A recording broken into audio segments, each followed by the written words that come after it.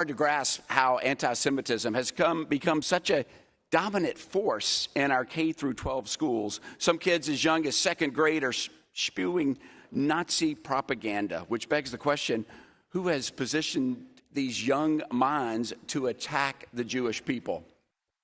The very need for this hearing is a travesty.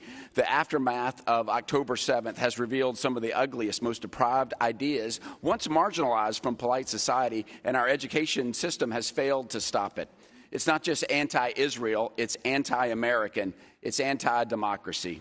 Our witnesses today three of our witnesses represent some of the largest school districts in the nation where there's been some vile anti-Semitism in their districts. Just a few minutes ago, we heard from students, parents, and even a teacher who said this is happening without an appropriate or any response at all.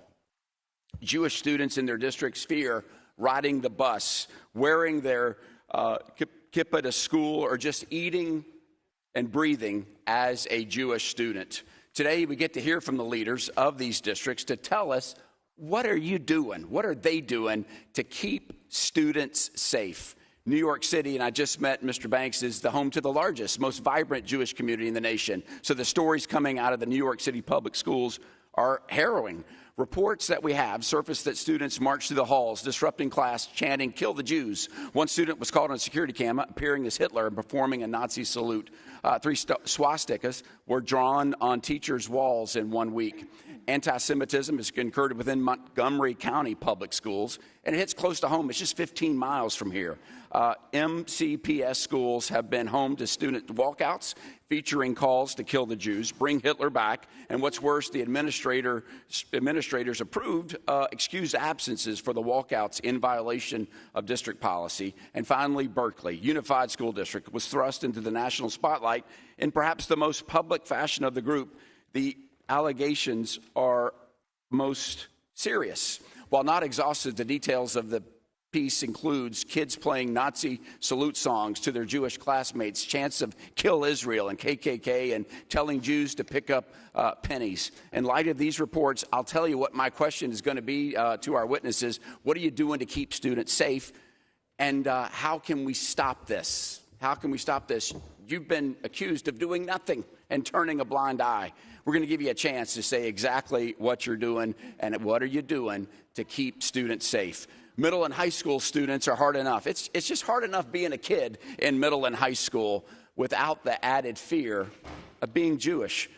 I can hardly fathom sending one of my sons to school knowing he'll be exposed to vile, hate-filled discrimination, yet parents are faced every day with this struggle. It doesn't have to be this way. This is the moment for all of us to take a stand against hate, against the indoctrination and radicalization of the next generation of future leaders. With that, I yield to the ranking member for her opening statement. Thank you very much, Mr. Chairman. There is no question that we must do more to combat anti-Semitism, not just in schools, but everywhere. We must do more to protect Jewish students and Jewish Americans who are threatened and harassed and attacked because of who they are. Every student deserves to feel safe and be safe at school. At the same time, we must do more to address the rise in Islamophobia and other forms of discrimination and hate as well. I have said multiple times, I hope this committee can work together on constructive ways to address the scourge of anti-Semitism. And I will express that hope again today, that we seek solutions that recognize the seriousness and scope of the challenge, the importance of keeping students safe at school, and the need to balance the civil rights of students to be free from discrimination under Title VI of the Civil Rights Act with the First Amendment right to free speech and expression. This is the Education Committee, and I hope we will discuss the important role of education and, importantly, prevention. In fact, at the top of the list on the Biden administration's U.S. national strategy to combat anti-Semitism is to increase school-based education about anti-Semitism, including the Holocaust and Jewish American heritage. Anti-Semitism is not a new problem. The ADL, the Anti-Defamation League, has been working on it for decades, and in fact, they even have a Center for Anti-Semitism Research. AJC, the American Jewish Committee, has an action plan with a toolkit for public school administrators. Lesson plans and other teaching materials are widely available through organizations like the U.S. Holocaust Memorial Museum. Like New York and several other states, my home state of Oregon requires Holocaust and genocide studies with age-appropriate curriculum available. I remember and thank my late friend, Holocaust survivor Alter Wiener, who when he was in his 80s and early 90s told his story of survival to hundreds of audiences in universities, colleges, middle schools and high schools, places of worship, prisons and clubs, personally and through his book, From a Name to a Number. That's the kind of unforgettable education that makes a real difference. May his memory be a blessing. I also want to emphasize strongly that it's important for leaders to stand up to anti-Semitism no matter where it comes from. Many of my colleagues claim to care about the rise of anti-Semitism in this country. But when white supremacists marched in Charlottesville, Virginia with burning torches and chanting, "Jews will not replace us," the president at the time, Donald Trump, said there were very fine people on both sides. One of the participants at that Unite the Right rally was Nick Fuentes, a vile anti-Semite, who, among other statements, has denied the scope of the Holocaust while comparing Jews exterminated in concentration camps to cookies being baked in an oven. Former President Trump hosted Nick Fuentes at Mar-a-Lago in November of 2022. General John Kelly, who served as then-President Trump's chief of staff, has stated that the former president spoke favorably about Hitler, including that Hitler had done some good things. And just a few months ago, Donald Trump said, quote, "Any Jewish person that votes for Democrats hates their religion." Despite these persistent examples of comments that others have called anti-Semitic and continued relationships with well-known anti-Semites, I have not heard one word of concern from my colleagues across the aisle. In fact, what we have seen is consolidation of support for the former president. If my colleagues care about anti-Semitism, they would condemn and denounce these comments from the leader of their party. So I will offer my colleagues on the other side of the aisle the opportunity right now to condemn these previous comments. Does anyone have the courage to stand up against this? Let the record show that no one spoke up at this time. I look forward to the testimony and conversation today, again with the hope that we could have a constructive dialogue about how to fight back against anti-Semitism so all students can be safe and feel safe at school, whether that's a K-12 school, a college, or a university. And I yield back the balance of my time. Thank you very much, Ranking Member Bonamici. Pursuant to Committee Rule 8C, all committee members who wish to insert written statements in the record may do so by submitting them to the committee clerk electronically in Microsoft Word format by 5 p.m. after 14 days from the date of this hearing, which is May 22nd, 2024. And without objection, the hearing record will remain open for 14 days after the date of this hearing to allow such statements and other materials referenced during the hearing to be submitted for the official record. I note for the subcommittee, there are members of colleagues that are not a permanent part of the subcommittee who may be waving on for the purposes of the day's hearing. And now, let's get to the introductions of our distinguished panel. Our first witness is Mr. David Banks. He is the Chancellor of the New York City Public Schools for the New York City Department of Education in New York, New York. The New York City Public Schools is the largest system in the nation. He was appointed by Mayor Eric Adams on January 1st, 2022, but he started his career as a school safety officer, after which he began his first teaching job at PS Public School 167. Chancellor Banks serves as an assistant principal at PS 191 before becoming a founding principal at the Bronx School for Law, Government, and Justice. He is a native New Yorker and graduate of the New York City Public School System. He holds a bachelor's degree from Rutgers University and earned his JD from St. John's University of Law. Our second witness is Karla Silvestre.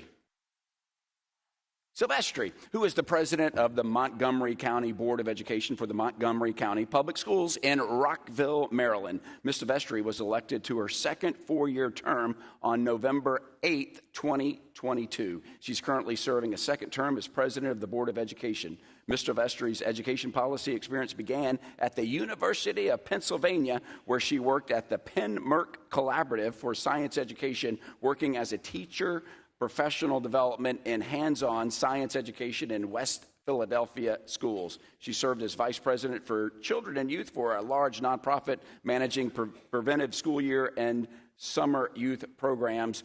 Ms. Silvestre graduated from Florida State University with a bachelor's degree in biology and received her master's degree in education from the University of Pennsylvania. Greetings from the Sunshine State, Ms. Silvestre. We're glad to see where you are. Let's yield to Ms. Bonamici for introduction of a witness. I welcome to the committee Emerson Sykes, a senior staff attorney with the American Civil Liberties Union, who works on the Speech, Privacy, and Technology Project. He focuses on First Amendment free speech protections, and among other things, he previously served as a legal advisor for Africa at the International Center for Nonprofit Law and served as an assistant general counsel to the New York City Council. Mr. Sykes holds a bachelor's degree in political science from Stanford University, a master's in public affairs from the Princeton School of Public and International Affairs, and a Juris Doctor from the New York University School of Law. Welcome to the committee, Mr. Sykes. And our final witness is Ms. Anikia Ford Morthel. Morthel, absolutely. She's the superintendent of the Berkeley Unified School District in Berkeley, California. Ms. Morthel is an urban educator and community activist with over 21 years of experience. Aside from serving as superintendent of Berkeley Unified School District, she is a professor, senior lecturer at the urban education at Loyola Marymount University. She is active in the community, serving as a board member for organizations such as 826 Valencia, West Ed, and other nonprofit organizations with missions aligned to hers. She is a proud member of Delta Sigma Theta Sorority Incorporated. Ms. Ford Morthel holds a BA and master's degrees in education from the University of California at Berkeley. Welcome to all our witnesses. We thank you for being here and look forward to your testimony. Pursuant to committee rules, I would ask that you limit each of your oral presentations to 5 minutes with summary of your written statements. Your full written statement is in the record, but just like us up here, you get 5 minutes. That's what our little timer system will do it. If by chance you go past, I'll give you a little type, and that's the great way to say wrap it up. I want to recognize of your responsibility to provide accurate information to the subcommittee. With that, let's get started. It's now a pleasure to recognize Mr. Banks for his 5-minute testimony. Welcome, you're recognized.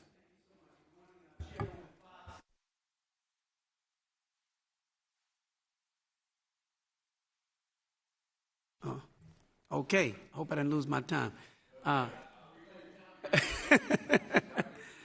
Thank you so much again. Good morning, Chairwoman Fox, Chairman Bean, Ranking Member Scott, Ranking Member Bonamici, and distinguished members of the committee and subcommittee.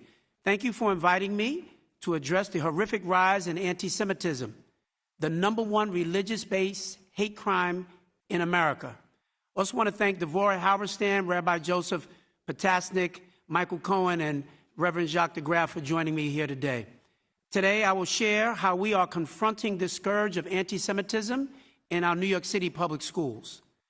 The New York City school system, which is our nation's largest, is a community of over 1 million students and staff. We speak over 180 different languages in our schools. Our diversity, however, means that our classrooms are not insulated from the global stage. Since October 7th, our students and staff, Jewish and Muslim, Israeli and Palestinian, have suffered immensely. I, too, have felt deep pain, reflecting on my own 2 trips to Israel with the Jewish Community Relations Council. Again and again, my mind has returned to my visit to Yad Vashem, a profoundly moving experience for me. In the immediate aftermath of October 7th, New York City Mayor Eric Adams made very powerful remarks condemning the terror attacks. I, too, sent messages to our school community strongly condemning the heinous acts of Hamas. But words are not enough. There have been unacceptable incidents of anti-Semitism in our schools. When Jewish students or teachers feel unwelcome or unsafe, that should sound the alarm for us all. So I recognize the urgency of addressing this crisis from my seat. As an educator of 30-plus years, as the leader of the system nurturing the next generation of New Yorkers, It is not only my job to produce good readers and writers. Our schools must also build good people, people who demonstrate respect and appreciation for our shared humanity. When it comes to rooting out anti-Semitism, our public schools must be part of the answer. So let me tell you about our work to meet this moment, which are focused on safety, engagement, and education. Number one, safety is a precondition for learning.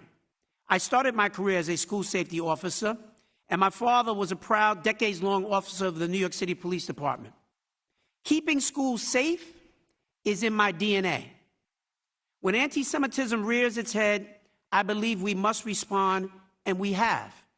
We have removed, disciplined, or are in the process of disciplining at least a dozen staff and school leaders, including removing a principal in the middle of a school year.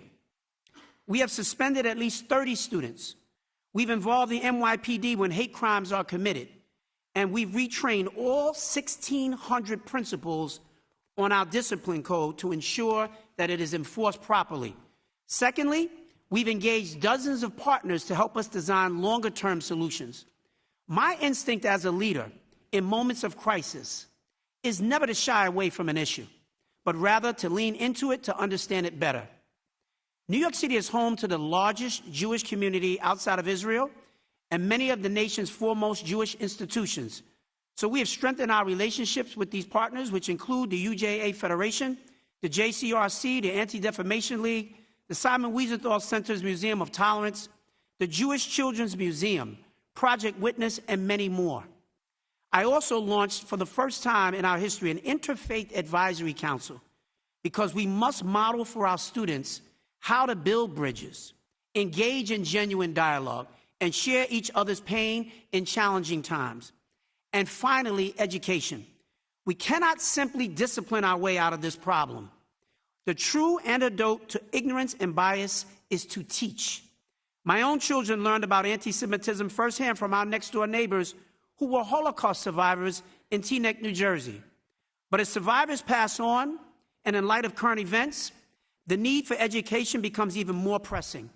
Our students cannot grow up to view anyone as the other. So in addition to covering the Holocaust in the 8th, 10th, and 11th grades, we're creating a robust Holocaust educator guide with the Museum of Jewish Heritage, and we're building a brand new curriculum highlighting the culture and contributions of the Jewish community, because the history of the Jewish people extends far beyond the Holocaust. We've also partnered with the Office for the Prevention of Hate Crimes and a new hate crimes curriculum. We've expanded our anti-Semitism resources and workshops. Finally, let me just say this. At New York City Public Schools, we are focused on our charge to fight hate and foster inclusion through safety, engagement, and education. We're working hard, and we have a long way to go. There's always more to do. I hope in New York we can be a candle in the darkness. Thank you. Thank you very much, Mr. Bank. Ms. Silvestre, you are recognized for 5 minutes. Welcome. Chairman Bean, Ranking Member Bonamici, and members of the subcommittee. Good morning. My name is Karla Silvestre, and I'm the president of the Board of Education for Montgomery County Public Schools in Maryland.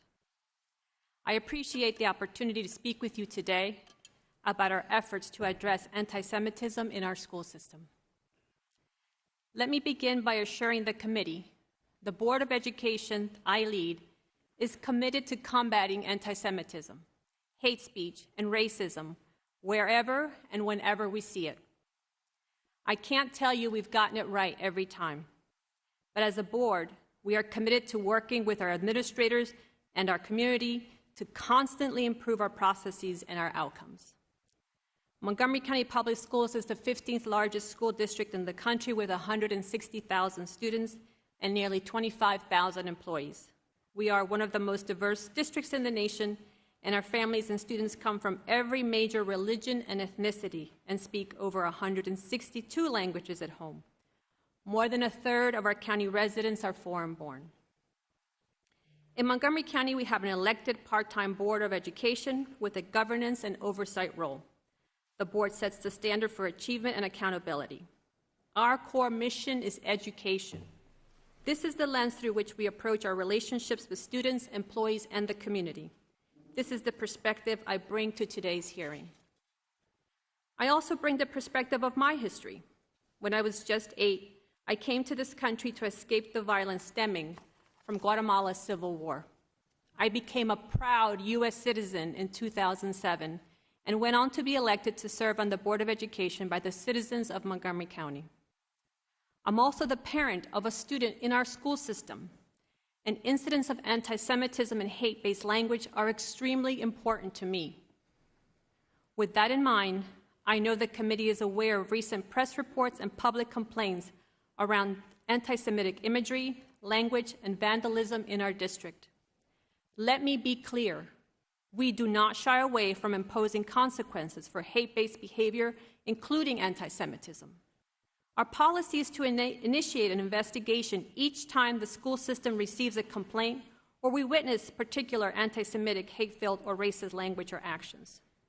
There are a range of consequences for teachers and staff, and if our investigation finds a staff member cannot uphold the employee code of conduct and support a safe learning environment for all students, they will not remain in Montgomery County Public Schools. Student discipline follows the student code of conduct and students' rights and responsibilities. We are taking affirmative steps to address anti-Semitism and other forms of hate. First, in the past year, we revised policies and procedures to strengthen our response to anti-Semitism, hate, and racist behavior. Second, we have put in place a clear reporting process and training for school leaders and staff. We are empowering students and families to report incidents of harassment so that we can take action. Third, we're working to prevent anti-Semitic incidents from happening in the first place through education. We enhance the curriculum throughout K-12 to expand on topics related to the Jewish experience. Fourth, we are strengthening our relationships and partnerships with our community. We participated in listening sessions in synagogues, and this year, 12 community organizations joined us to form a hate bias advisory group to support our collective effort to address hate-based speech and incidents, including anti-Semitism. Fifth, starting this summer, we will have mandatory hate-based training for all staff. In closing, anti-Semitism has no place in Montgomery County Public Schools. The suffering caused by anti-Semitism, hate, and racism interferes with students' learning and well-being. I want to do everything in my power to make sure all students can pursue their education without worrying about anti-Semitic, racist, or hate-filled threats. We will continue to evaluate our policies and our actions to ensure all students and families, every single one of them, feel safe, valued, and welcome in our school system. I welcome the opportunity to continue this important discussion. Thank you. Thank you very much, Ms. Silvestre. Well done. Mr. Sykes, welcome to the committee. You are recognized. Thank you. Chairwoman Fox, Ranking Member Scott, Subcommittee Chair Bean, Subcommittee Ranking Member Bonamici, and members of the subcommittee.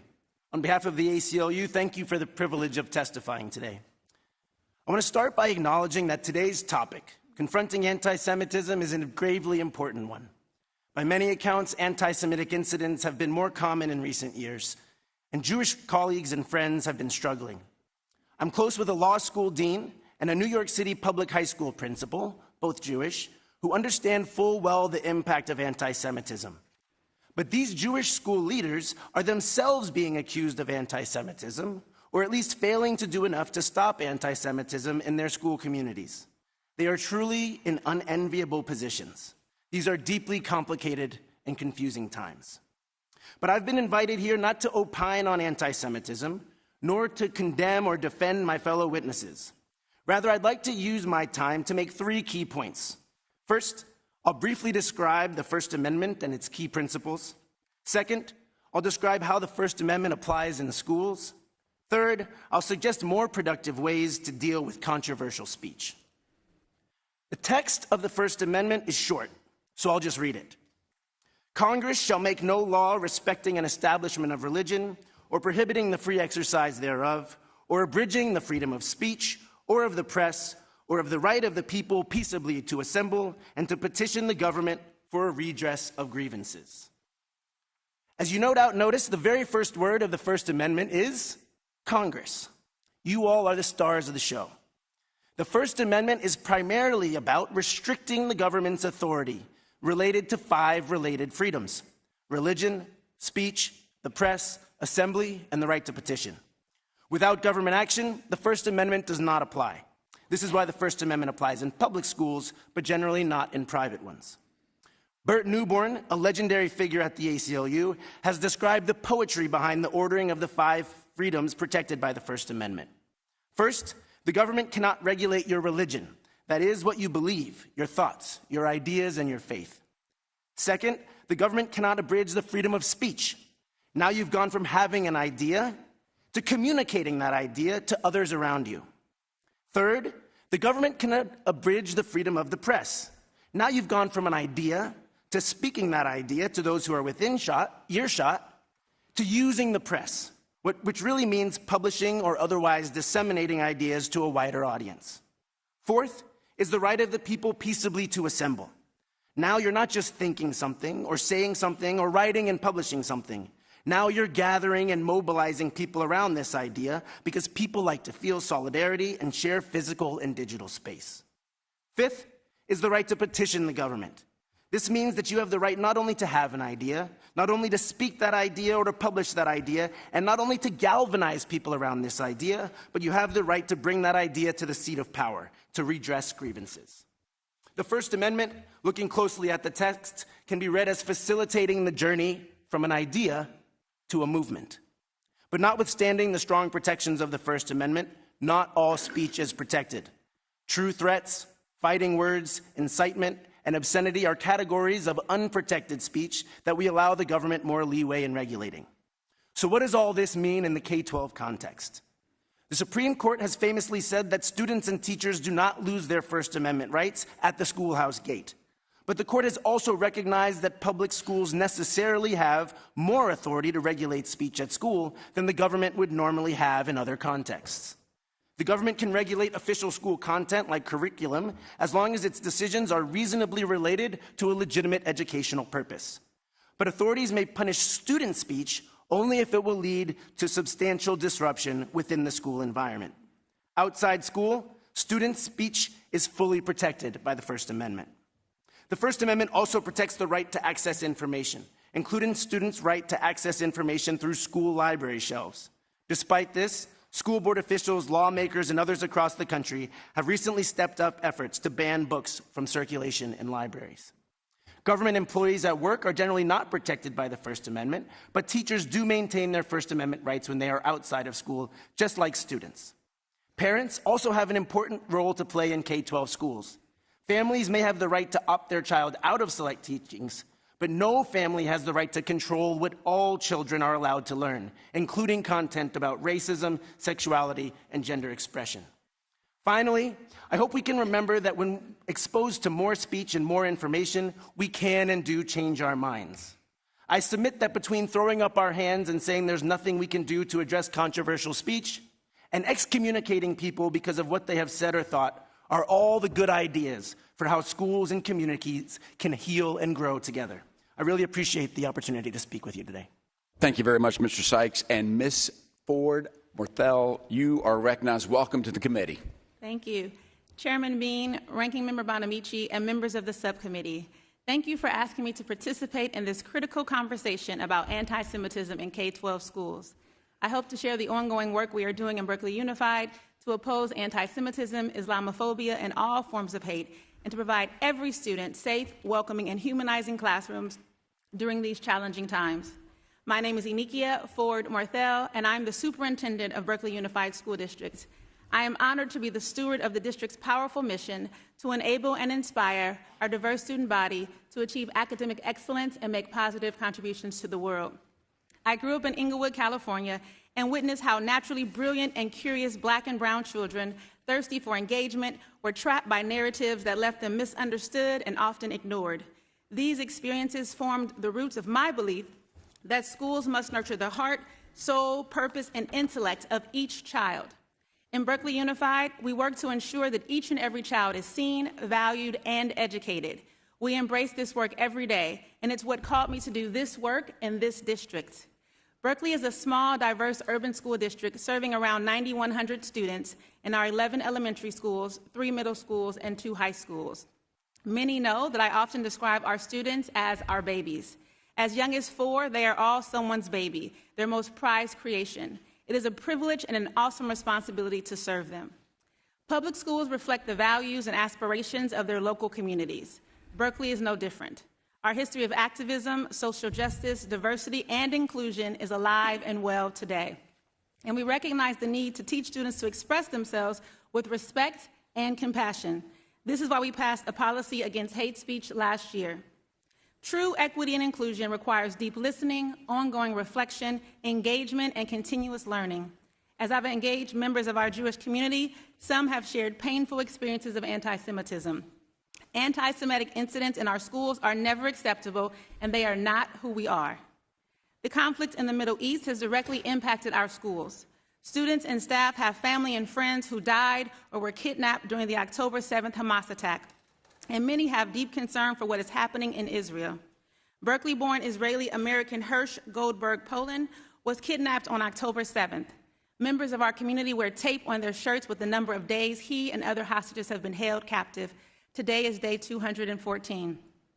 Other Berkeley students and staff have family and friends who have died, been injured, are missing, or are living under horrific conditions in Gaza. Most heartbreakingly, in both Israel and Gaza, the death and suffering includes children.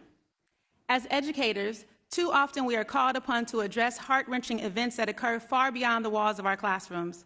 Our young students with ties to either Israel or Gaza, some deeply traumatized by the horror they see and hear, sit side by side in our Berkeley classrooms. They are friends. We work hard to make sure they are all seen and all safe. Our babies sometimes say hurtful things. We are mindful that all kids make mistakes. We know that our staff are not immune to missteps either, and we don't ignore them when they occur. When the days of October 7th, we began providing resources to our families and our educators about how to support our children and each other. Since October 7th, the district has had formal complaints alleging anti-Semitism arising from 9 incidents within our jurisdiction. However, anti-Semitism is not pervasive in Berkeley Unified School District. When investigations show that an anti-Semitic event has occurred, we take action to teach, correct, and redirect our students. We do not publicly share our actions because student information is private and legally protected under federal and state law. As a result, some believe we do nothing. This is not true. Likewise, when an investigation shows that one of our educators has crossed the line, we take appropriate action. In California, personnel actions are also private and legally protected, so non-disclosure can again be confused with inaction. We work proactively to cultivate respect, understanding, and love in our diverse district, modeling how to uplift and honor each individual that makes up the beautiful fabrics of our schools. This month, for the 3rd year, we're celebrating Jewish American Heritage Month. We are a community with differing, deeply held beliefs in this challenging moment, and it is and can be uncomfortable. As I speak to you right now, our families are packing school lunches, students are heading to bus stops, and educators are turning on classroom lights. Soon, the bells will ring, and our students will begin learning side by side. I look forward to this conversation this morning, but I also look forward to getting back to them, our babies, to do and continue to do the work that needs to be done in Berkeley. Thank you. Ms. Ford Morthel, thank you very much. Under Committee Rule 9, we will now question witnesses under the 5-minute rule. Put the clock on, Bean, because I'm going to begin right now with some opening yes or no questions to our school district leaders. Mr. Banks, does Israel have the right to exist as a Jewish state? Absolutely. Ms. Silvestre? Yes, absolutely. Ms. Ford Morthel? Is the phrase "from the river to the sea, Palestine will be free," is that anti-Semitic? I think most Jewish people experience that as anti-Semitic, and as such, it is not allowed in our schools. You would say it is. I would say it's anti-Semitic. Ms. Silvestre? It is if the intent is the destruction of the Jewish people, yes. And it is, and it is. And so I would say I'd put you down as a yes. You're okay with that? A yes? Yes. Ms. Ford Morthel? It's a yes or, you can just go yes or no. It is if it is calling for the elimination of the Jewish people in Israel. And I will also say that I recognize that it does have different meaning to different members of our community. I'm going to go yes. I'll put you down as yes. I got to boogie because 5 minutes goes by so fast. Were Hamas actions on October 7th, was that a terrorist attack, Mr. Banks? Absolutely. Ms. Silvestre? Yes. Ms. Ford Morthel? Yes. Is terrorism ever justified? Mr. Banks? I don't think so. not terrorism, no. Ms. Silvestre. Ms. Ford Morthel. I would agree, no. Congratulations. Y'all from Florida, y'all have all done a remarkable job testifying, but just like some college presidents before you that sat in the very same seats, they also, in many instances, said the right thing. But then we watched the TV monitors, and America watched the monitors of their campuses on fire with hatred, really reversing everything they said, that they're protecting students, and when they were really not. This morning, I attended a gathering, a press conference, just a chance for students and teachers and parents in your school districts that have said nothing is being done, some really horrible things. We've gotten reports in your school districts across America, over 246 very vile anti-Semitic acts that have happened. So, Mr. Banks. Sure. What are you doing with teachers that are teaching hate? Have you fired any? Have you gotten rid of any? What are your actions say that you, because you're a man that has his basis in school safety, and you've said that Absolutely. earlier, but have you fired teachers that are teaching this? Anyone that would suggest, I can't speak for my colleagues, but anyone who would suggest that we haven't done anything, that is certainly not correct. We have done quite a bit. Again, you have to remember, this is a very large system. And when incidents arise, we investigate every single one of them. We take them very, very seriously. We have taken a wide range of disciplinary actions on all of these issues. And so... have students been fired, expelled? Well, we don't fire students. Yeah, I stand corrected. But we have given appropriate discipline. I said in my opening testimony, wide range of students who have been suspended from school. We have taken action against employees. We have terminated people as well. You have terminated people. Oh, absolutely. Mr. Banks, thank you so much. Ms. Silvestre, I met with one of your students this morning who, it's one thing, bullies exist, but this student has said, but for being Jewish, why I was suffered physical harm. Have you expelled students and teachers? In terms of speaking first about teachers, we have taken action in some cases. We put them. You've gotten rid of teachers. You said, they don't belong in Montgomery County schools. You're teaching hatred, and we're going to get rid of you. Has that happened? We have taken disciplinary action, yes. Have you fired anybody? No. So you allow them to continue to teach hate. One of the people in this at this meeting I gathered was one of your teachers who is Jewish, who is scared for her life and has suffered greatly because she is reporting anti-Semitism on your campus in one of your schools, yet she's the one that's suffering. Are you aware of this? I don't have all the details of that case, but retaliation against teachers is not acceptable in our school district. So you haven't fired anybody. Do you think people need to be fired if they're teaching hatred and letting people... Absolutely. As a part of our process, the teachers that have been disciplined know that if this happens ever again, there will be deeper consequences up to and including termination. You're going to have to face these people, and I'm telling you, they're fired up, and they have stories that are heartbreaking. It's hard enough to go to school as a kid without suffering. It's just a shame, and I think we're better than this as a nation. It's time to all stand together. I've got so many questions, and I will now yield to Ranking Member Bonamici for 5 minutes. Thank you very much, Chairman. Thank you to the witnesses. As I stated in my opening statement, there's a need to balance the civil rights of students to be free from discrimination under Title VI of the Civil Rights Act with the First Amendment right to free speech and expression. I want to reiterate that we must stand together against anti-Semitism and do more to combat the harassment of Jewish students. And first and foremost, we must support the Department of Education's Office of Civil Rights.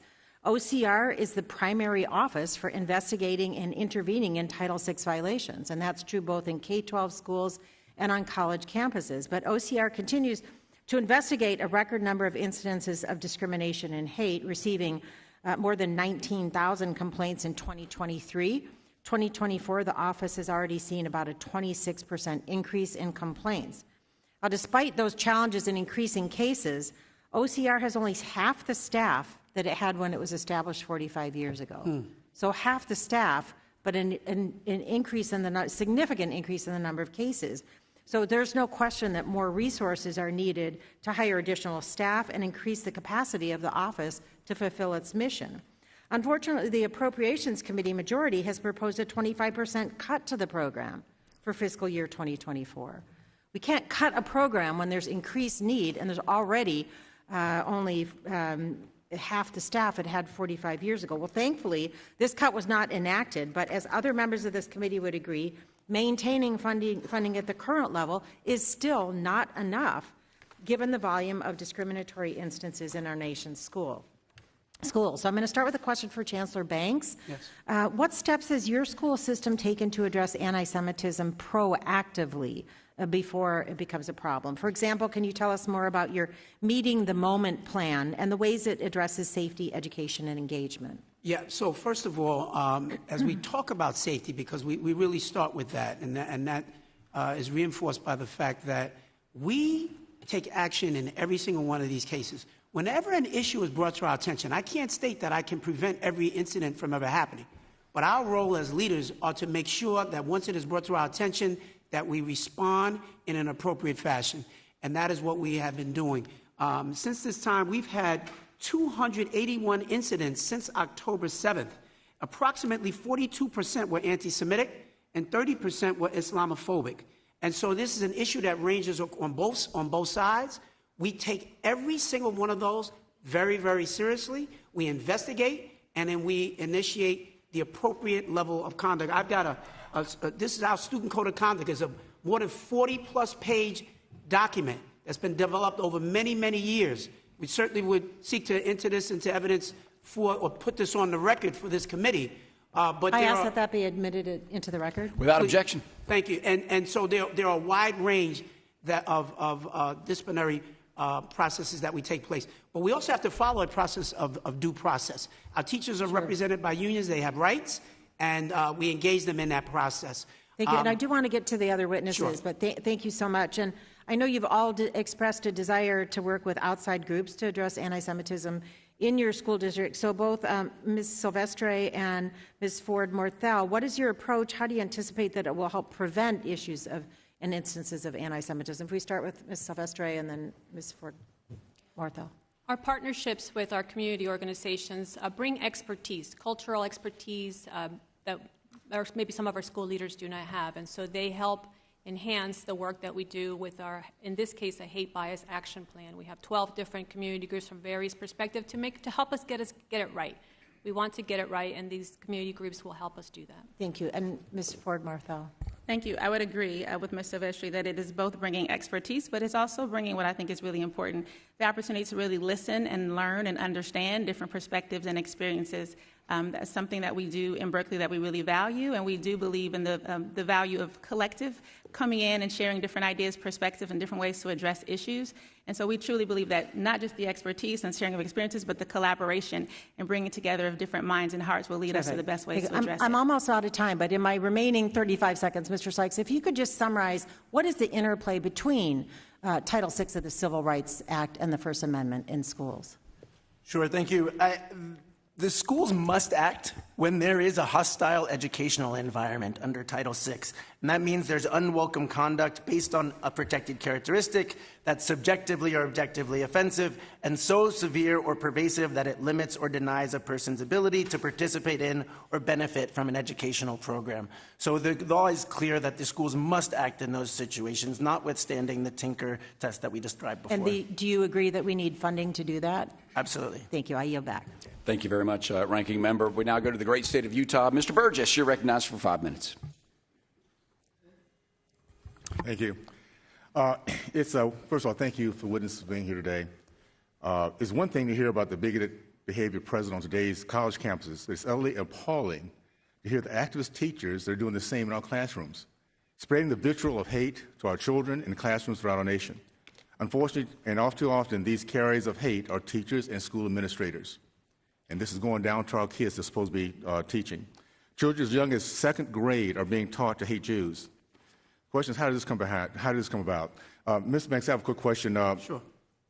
In the press release shortly after the events of Hillcrest High School, where students stormed the building demanding a teacher's resignation and attempted to enter the teacher's room, where she hid, you said, this notion that this place, these kids are radicalized and anti-Semitic is the height of irresponsibility. Do you think that these kids were not radicalized? Do you stand by that statement? First of all, let me say this. Hillcrest High School is the school that I graduated from, so that school is very personal no, to me. I'm sorry, I only have a few minutes. Right. This statement, do you still stand by this statement? My statement at that time was that, yes, I stand by that statement. The entire school was not radicalized. Yes. All right, so if this was a black teacher, and these were kids coming in because of her skin, because of her background, hiding out for 2 hours in a classroom, these are high school kids. I know that. Would you still say that this is not radicalized? There's something wrong with this? Those kids engaged, the kids who were responsible, who led that effort, engaged clearly in an act of anti-Semitism. Okay, so I'm really, and I dealt with that and responded to it. My question is, if this is a black teacher being threatened and pushed by some white bigots, would you still say that these kids are not a problem that's not being radicalized by hatred? If it was a black teacher that was being targeted, absolutely unacceptable, and this was unacceptable. Okay, we so absolutely let me ask you this: action, including removing the principal of the school. I'm sorry. Were there any consequences? I mean, I'm hearing nice words, really nice words here: teaching, redirecting, directing. What I'm missing is discipline, and I'm missing the word fired. Has anything happened to these kids that did this to this teacher's hiding out for 2 hours? Well, I'm not sure if you heard clearly from what I said. What I said was very clear. We suspended a number of students who were the leaders at Hillcrest High School, number one. Number two, we removed the principal of that school for a lack of leadership and oversight. I don't know how to make it much clearer. Okay. I condemn clearly what happened at Hillcrest was a complete act of anti-Semitism. It will not stand on my watch. We responded, and I don't know how to make it any clearer. No, thank you so much. I'm glad to hear somebody was fired in that. Was the principal fired or just transferred to another school? The principal was removed from the school. Was he taken to another school, or was he fired? He's not in another school. No, he's not in front of any more children. Okay. Ms. Morthel, the Brandeis Center has reported at most misguided administrators have attempted to resolve problems involving teachers by moving students, Jewish students and Israeli students into new classes. As a result, antisemitism is normalized. Quick question: how does this work? So you find teachers that are bigots, and instead of firing them, you transfer them to another school where they can still remain bigots? Is that the way this works? I'm a little confused by the question. You started with students being moved, and then you went to teachers being moved. I'll tell you that it's not something that we normalize. It's not something that we agree with, and we take action every time there's any concern or complaint. I'm just trying to understand how this works. When you have teachers that are teaching hate to our kids and showing it, and our students are feeling fearful for this, are they fired or do they just transfer to another school? It appears that they're just moving to another place. In this case here, I guess that's the question I have. How is this being resolved? If we have a concern or a complaint about anti-Semitism or any form of hate, we take it very seriously, we investigate, and we take action pending the outcome of that investigation. Okay, all right, so I guess the action is not firing, it's just moving to someplace. The word of action is very subjective, obviously. Mr. Silvestre, real quickly, there's been several complaints filed by the Department of Education of Civil Rights. And again, what resulted in one administrative leave and the 3 others merely being transferred. I'm going to ask you the same questions. How is this working out? Do we have a process in which you can actually get bad teachers out of the classroom, bad administrators that are teaching our kids to hate like this? Are we addressing that at all? In all of those cases, the teachers were put on leave so that we could do a thorough investigation. Disciplinary action was taken.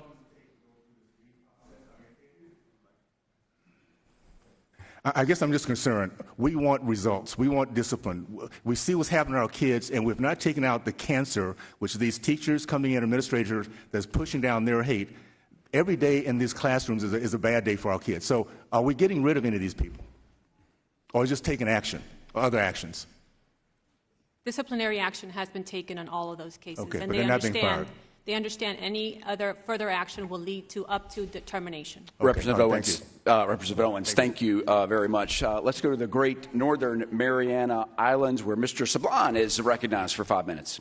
Thank you very much, Mr. Chairman, and good morning to our witnesses. Welcome.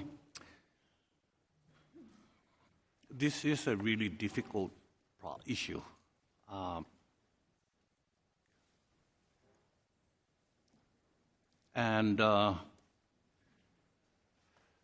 It's an issue difficult for me also because it has happened in my district in the past, but in my observation, and I visit schools very frequently on almost every trip I take home, I don't see that existing in our schools, and there is a diversity of different ethnicities, different people. I'm not sure why. There may be something in there. There's got to be. There is bullying I'm aware of. I have 2 teachers in my family. There is bullying. I'm not sure about antisemitism or Islamophobia. There must be, but it's not obvious. So but I need to ask a question of Mr. Sykes for starters. May I, sir? As you know, institutions that are owned or acting on behalf of the government, the state, such as K-12 schools, must respect constitutional free speech of individuals, but that does not mean that such schools must allow their campuses to become institutions where hate speech is pervasive. So, given the First Amendment speech protections, how can a public school work to make its campus a welcome space to all students in the face of incidents of hate speech of any kind on campus generally? Thank you. As the only non-educator on the panel, I'll do my best to answer, but I think the work of creating an inclusive environment where students feel free to express themselves and to learn and grow happens long before any of these particular incidents. I think it's a part of establishing a school community that is accepting and welcoming. As I said, we at the ACLU believe strongly in the importance of protecting the free speech rights of students, of teachers, and of parents, but those are not unlimited. And as I mentioned, Title VI says that the schools must act when there's a hostile educational environment. If I can just respond to the previous questions, it doesn't say that someone must be fired. I think we need to think a little bit more creatively about how we can respond to anti-Semitism and root out this idea. I don't want anyone fired, sir. Firing may be appropriate in certain circumstances, but I think we need to think about how we can address anti-Semitism, change hearts and minds, make children safe without only looking to the most punitive tool in our toolbox. Thank you. I yield my remaining time to Ms. Manning. Thank you. Thank you, Mr. Sablan. First, I want to thank you all for your testimony and your condemnation of anti-Semitism and the steps you are taking.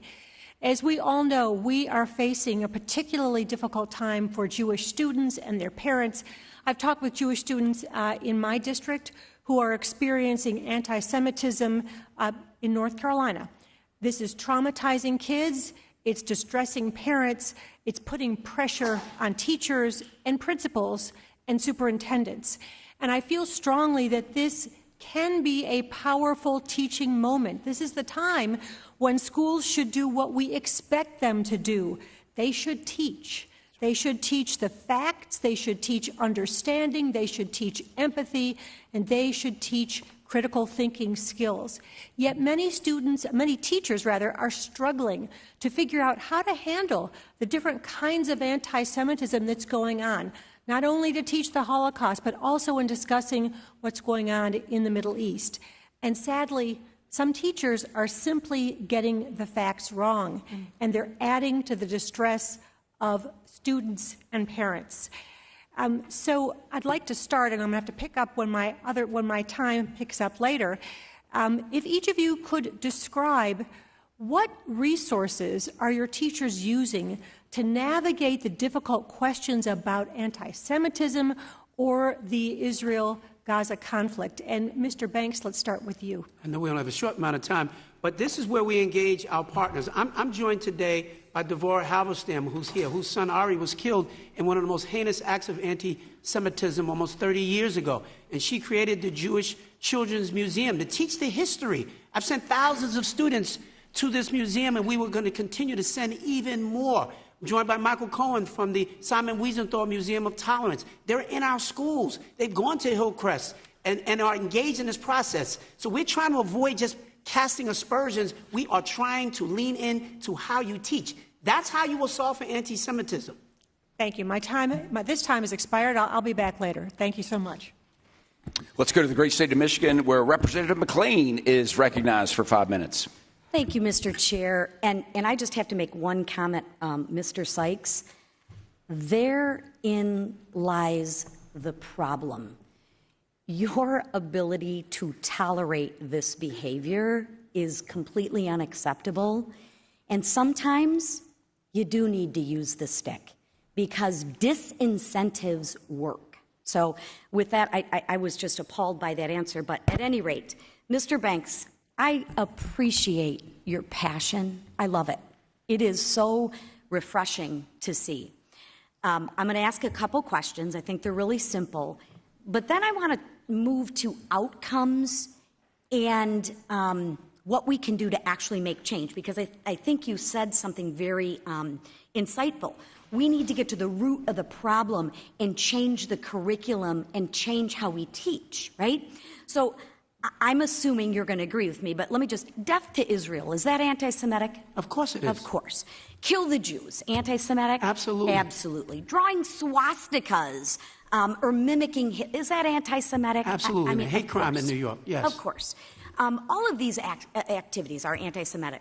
Vandalism of school property, right? Rioting, we agree on that, right? And we talk about taking action, right? And action is a vague term.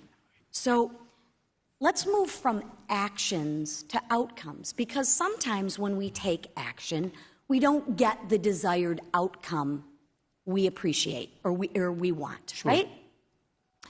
So let's take a look at what actions you have taken and what has been the result of reducing the anti-Semitism in your schools. Let me give you an example. An example of what was raised was Hillcrest High School, very passionately brought up. My alma mater that I went to, where a Jewish teacher was targeted in a frightening episode. Mm-hmm. We didn't accept that.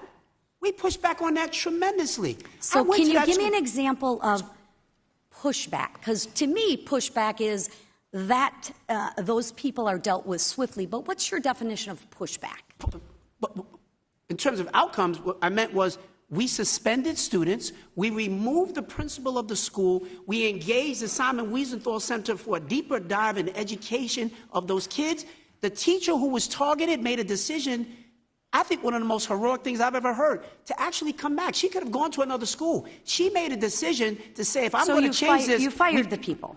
You fired Yes, we move people, absolutely. And the outcome is that what's happening at that school now has transformed in significant ways. We're not fully arrived. This is a work in progress. I get it. What have you done to change your curriculum? Yeah, so we have engaged in a wide range of new resource guides, teaching about anti-Semitism, teaching about... And what are those resource guides? Excuse me? What are those resource guides? We're working together with the Museum of Jewish History in New York City, who's helping us to create an educated guide for teachers. I would offer one solution as well, because a lot of times we come up here and we just talk about problems. Mm-hmm. One solution is Morris Life does a really good job of teaching anti-Semitism and really ruling out hate around the Holocaust and whatnot. I think where everyone gets frustrated is we use these words like pushback, and I think we have to have a real clear definition of, if X happens, if you vandalize school property, if you perform anti-Semitic acts, that here is a clear policy that will be dealt with swiftly and justly. Am I hearing you say today that those policies are in place? Those policies are in place. Here's the challenge. Okay. These things don't always come down to so clear yes and no. I'll give you an example. We had a school where a teacher hung up a map of the Middle East that eliminated Israel from the map. So the question is that anti-Semitic? To me, that's anti-Semitic. And we had it removed. But others have said, did you fire her? She said, essentially, I made a mistake. I didn't intend it to be anti-Semitic, and she had a reason for it. I have just a moment. How do your administrators respond to students that ignore authority, right? I think we have three perpetrators here. We have the students, we have the teachers, and we have the administrators, right? Right. And I think all three of those people need to be dealt with and need to be dealt with swiftly and justly. So with that, I apologize, I'm out of time, but I would like to see your written response to how you deal with anti-Semitism as it pertains to those three entities, students, administrators, and teachers. And Sure. with that, thank you, Mr. Chairman. I yield back. Thank you very much. From the great state of California, Representative DeSaulnier is recognized for 5 minutes. Thank you, Mr. Chairman. I want to thank the witnesses. Sorry, we were having a collegial conversation here. Let's start by everything everyone in this room, I believe, agrees to, and you've stated. Anti-Semitism is unacceptable. All students deserve to be free from hate and be safe to learn and thrive. We need to support all students who are being threatened on school campuses and stand against all forms of hate. Any student who feels unsafe or discriminated against deserves to have their case investigated, and the Department of Education's Office of Civil Rights should take all credible claims seriously and investigate. Superintendent, I'm a neighbor. I represent a district just to the east of Berkeley. I used to own a business in Berkeley. Yeah. I love the atmosphere in Berkeley, the openness, but it does create certain frictions. Openness, I think you would agree. Is that happening right now? Is the Department of Education investigating civil rights complaints? Yes, there is an open investigation now from the Office of Civil Rights for Berkeley Unified. And you are cooperating with that fully, correct? We are fully intending to cooperate. We just received a letter yesterday actually informing us officially of that complaint, and we do see it as an opportunity to reflect and grow and continue to move towards our mission and values. And you and your board has done everything to reasonably stop a complaint from coming, and you believe that the process will show that? We believe the process will show that. Thank you.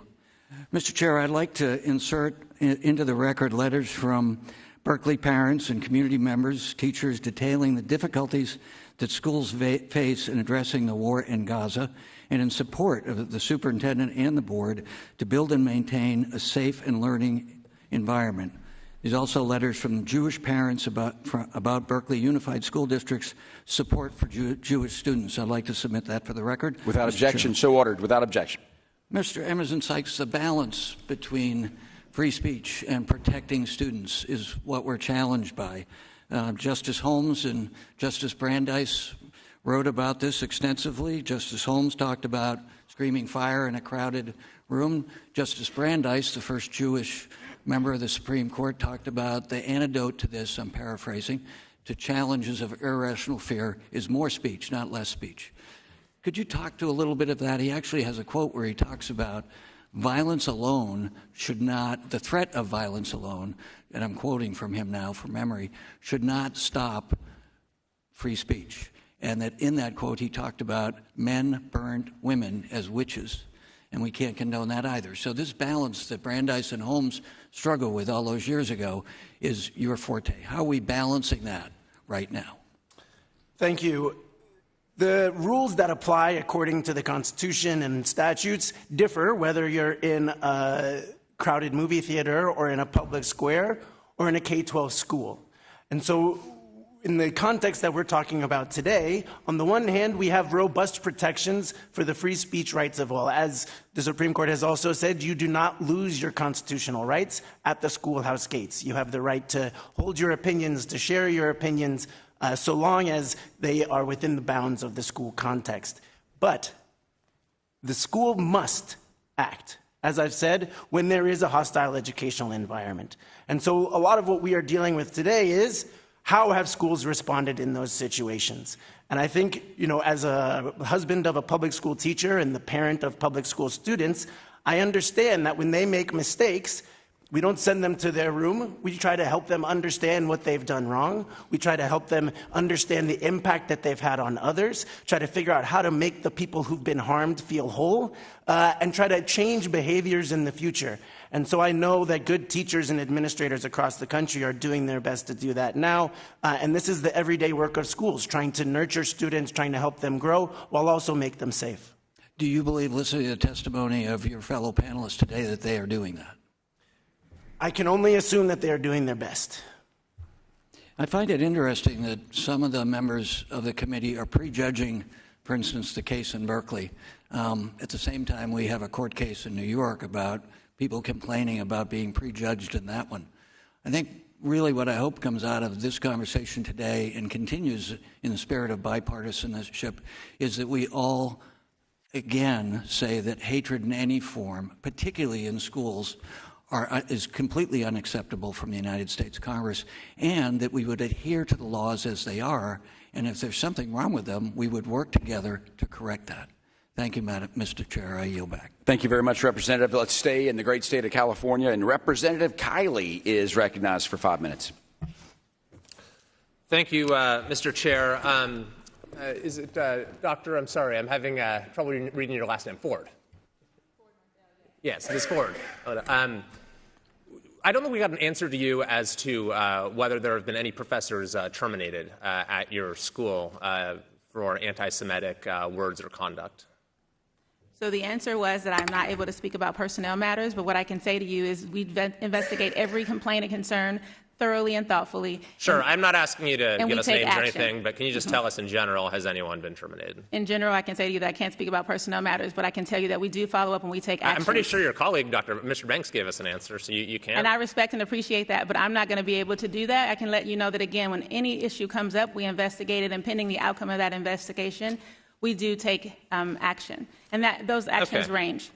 Thank you. You gave us a statement in your testimony where you said that any suggestion or assertion that anti-Semitism is pervasive in BUSD, that is at your district, is false. However, the Brandeis Center and the Anti-Defamation League have, as we've mentioned, filed a complaint. And for the sake of brevity, I'll read from their release, summarizing what's in it. It says, incidents include students repeatedly hearing anti-Semitic comments in classrooms and hallways, such as kill the Jews, non-Jewish students asking Jewish students what their number is, referring to numbers tattooed on Jews during the Holocaust, and Jewish students being derided for their physical appearance and demonized as evil. Students have also had to endure anti-Semitic teacher rants in class activities, teacher-promoted walkouts and praise Hamas, and even a second-grade teacher leading a classroom activity where children were writing "Stop bombing babies" on sticky notes to display in the building. Jewish students report being worried about mob violence, including being jumped at school. Many have said they removed their Stars of David and no longer wear Jewish camp T-shirts, and that they are learning to keep their heads down, hide their Judaism,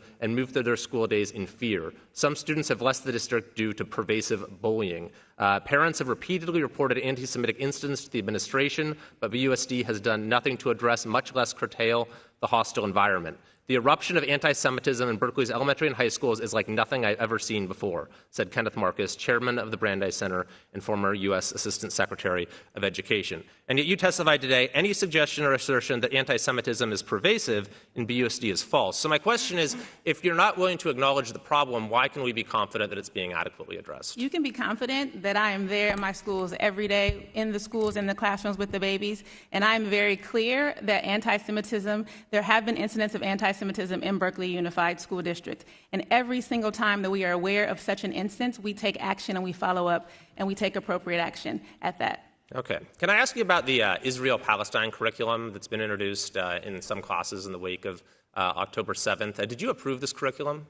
So we do have a controversial policy that says if something is instigated or incited by our students, which was the case with this, that our teachers can respond. So yes, in response to both student interest and parent parent interest to discuss this in our classrooms, we did have a group of teachers who did try to create lessons to respond to the moment and engage our students in conversation. So you approved it? You approved the curriculum? Our teachers did create it, yes. And so one of the slides in this curriculum said, for some Palestinians, from the river to the sea is a call for freedom and peace. It then cited as support a quote from Congresswoman Tlaib, who was censured by this body in a bipartisan vote. Do you think that's an appropriate thing to have on a slide for students? What was on the side again? Say it again, please. It said, for some Palestinians, from the river to the sea is a call for freedom and peace. Do you think that's appropriate? So we definitely believe that it's important to expose our students to a diversity of ideas and perspectives. And if it was presented as a perspective, I do think it's appropriate. You do. So you think, I think, is it any wonder, and you said earlier you thought this was anti-Semitic, and, you put this on a slide in the classroom and then students go around the halls saying it. I don't think there's anything surprising about that. But I wanted to also ask you about the ethnic studies curriculum you have, because I think you contract with a group called the Liberated Ethnic Studies Consortium. Is that right? Yes. So this consortium, as I understand it, grew out of the initial working group to form California's model ethnic studies curriculum, and the original version of that was universally condemned as anti-Semitic. 14 members of the legislature, all Democrats, said it is difficult to fathom why the state of California would want to actively promote a narrative about Jews that echoes the propaganda of the Nazi regime. Even Gavin Newsom said the curriculum was offensive in so many ways it would never see the light of day. So it was revised, but this Liberated Ethnic Studies Consortium offers the original version of it. They split off from the group and said, we're going to stick with the original anti-Semitic version, and that's the version that you went out and decided to have in your classrooms. Is that right? That is actually incorrect, Congressman. I thank you for the opportunity to clarify. Okay, so Berkeley Unified School District has not purchased any curriculum from Liberated Ethnic Studies Consortium. In fact, our ethnic studies curriculum is created in-house, if you will. We pride ourselves on having. Oh, I'm sorry. Maybe I misheard you. I thought you said you contracted with the Liberated Ethnic Studies. So we have Liberated Ethnic Studies as a thought partner. Our teachers and our staff and our community members actually create our curriculum. So we're not purchasing or buying any curriculum from Liberated Ethnic Studies. I don't understand what the difference between a thought partner and working with them on curriculum is. Oh, for sure. I can explain to you. So Liberated Ethnic Studies is one of two experts in the field of ethnic studies that Berkeley Unified School District evaluated to partner with. Our curriculum, our units that are being created, the ethnic studies units, are created by our educators in partnership with community members, et cetera. Thank you very much. My time has expired, but I'll just say, Mr. Chair, that you specifically chose to work with a group whose work product was rejected by political leaders throughout California as anti-Semitic, and so I don't think it's any wonder then that you see anti-Semitism suddenly become rampant. The gentleman's time is expired. Thank you, Mr. Chair. I yield back. Thank you very much. Let's go to the great state of New York. Representative Bowman, you are recognized for 5 minutes.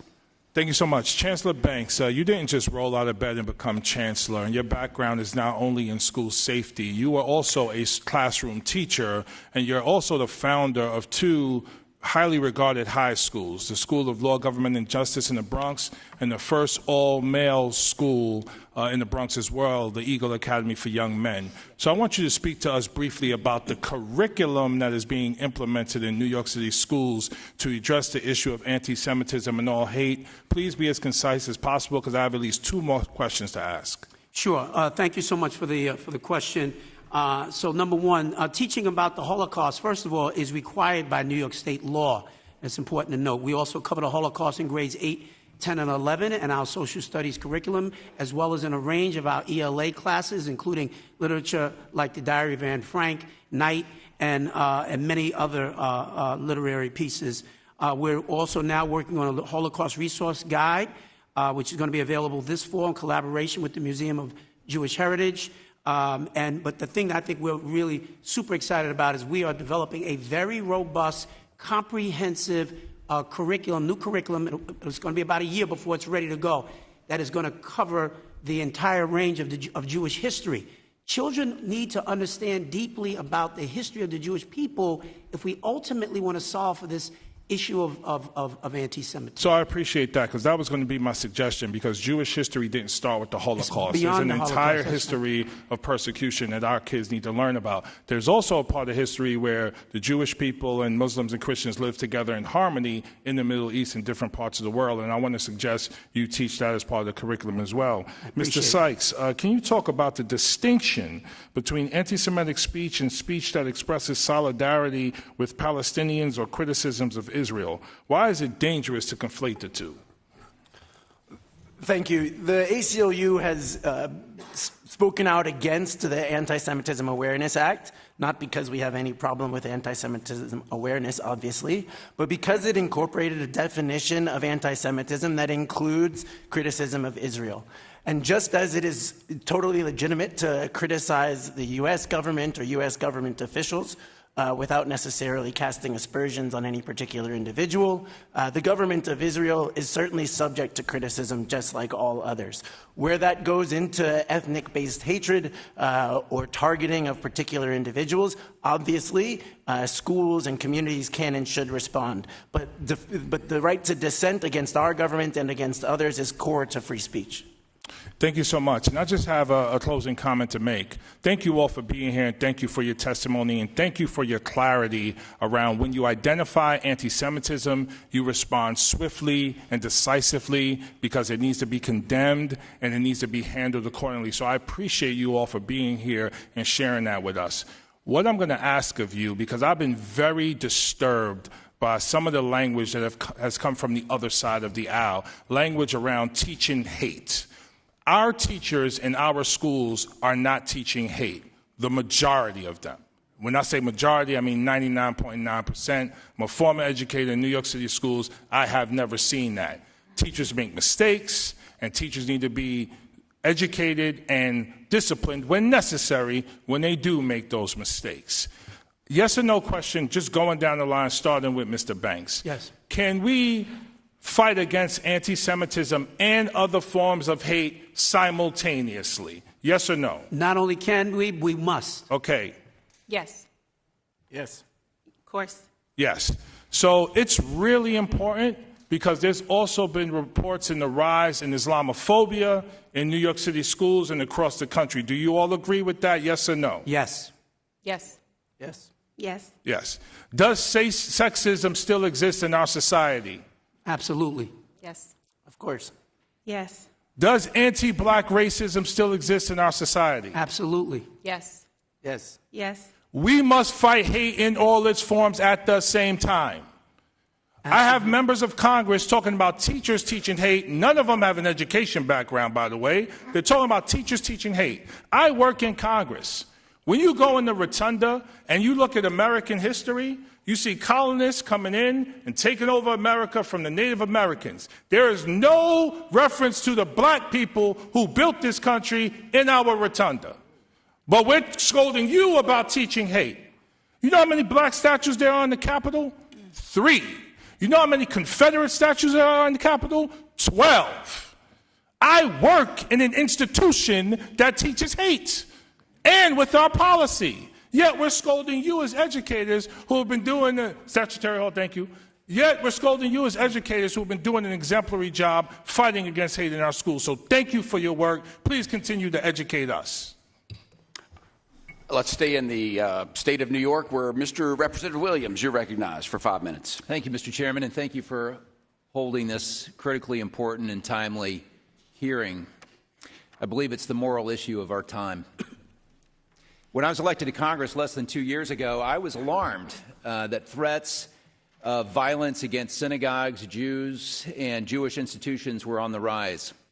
So in March of last year, as one of my first legislative acts, right here in this very room, I introduced an amendment to House Bill number 5 requiring, and I quote, "It is the sense of Congress that all public elementary school and secondary school students should have the opportunities to learn the history of the Holocaust and anti-Semitism," end quote.